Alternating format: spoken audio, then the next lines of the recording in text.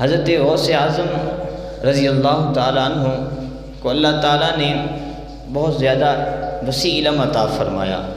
آپ کے پاس علم فقہ بھی تھا، علم تفسیر، علم قرآن اور علم حقیقت اور علم معرفت، بہت سارے علوم تھے آپ کے پاس۔ اور اندازہ لگا لیجیے غوث پاک کے علم کا کہ جب آپ پیدا ہو رہے ہیں، چھوٹے سے بچے ہیں ابھی، تو غوث اعظم جب پیدا ہوئے تو آپ کو پتہ ہے کہ یہ رمضان المبارک کا مہینہ ہے، اس میں مسلمان دن میں کچھ کھاتے پیتے نہیں ہیں، روزہ رکھتے ہیں۔ تو میں نے کہا کہ جب وہ بچپن میں جب پیدا ہوئے ہیں تو ان کو یہ علم ہے کہ مسلمانوں کا رمضان کا مہینہ ہے، یہ مقدس مہینہ ہے۔